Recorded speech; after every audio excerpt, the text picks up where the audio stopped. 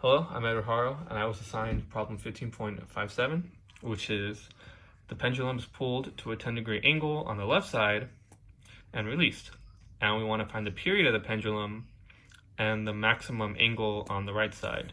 So after the left side gets to the center, hits the peg, and now the whole thing's moving as one whole, doubling the length.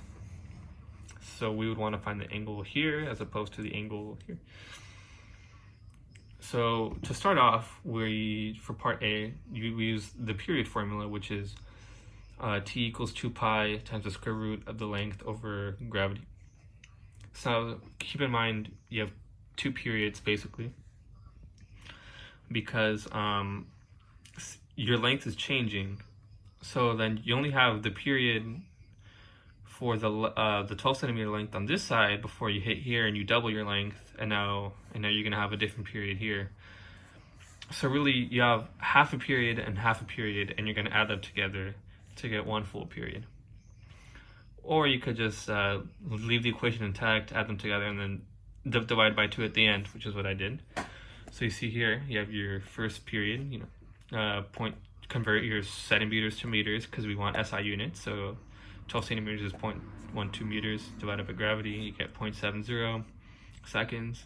Same thing here, double it, 0.24 meters, you get 0.98 seconds. Add them together, you get 1.68 seconds as your period. Remember to divide by 2 since you really only have half a period and half a period, and then you get 0.84 seconds as your period. Part B, we're going to use the conservation of energy, since these aren't really two different pendulums. It's the same pendulum, and while you're going to have a different angle here, a greater angle, your energy is going to stay the same throughout, especially your kinetic energy, because you do stop as you go up right before you go down. So you move, stop, move, stop. So you use the conservation of energy for this. It's the same pendulum, so the energy has to be the same, right? So like I said earlier, the kinetic energy is going to be the same since you do stop and then you stop.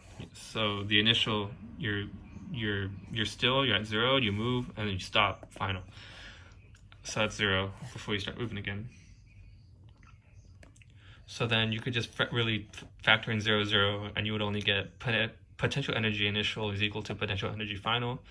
Remember that potential energy is mass times gravity times height, and in this case our height for the pendulums, you use the equation length times 1 minus cosine theta.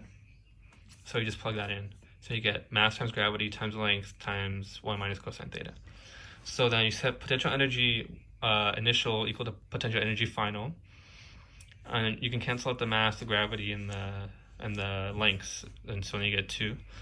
Now remember 2L is because the length is doubling here after you hit the peg and the whole system's moving as 1. So you get 1 minus cosine. I plugged in the 10 degrees already. You could do that at the end though. Is equal to 1 minus cosine theta 2. You move it around, you divide this by 2, and then the 1 from here, 1 minus, I flipped it so this is positive.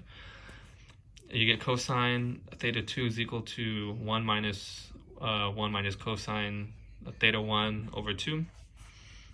And then since the cosine is equal to this, you have to do the inverse cosine to find the angle. It's a trick. So you do that, you get around 7.06 degrees, and you round it up, or I round it up to 7.1 degrees, and that's your maximum angle. So in here you're starting off angle 10, you're moving it, and then it hits the peg, becomes one full thing, and it goes up to a maximum angle of 7.1 degrees. Oh, I realized I had that at the beginning, huh?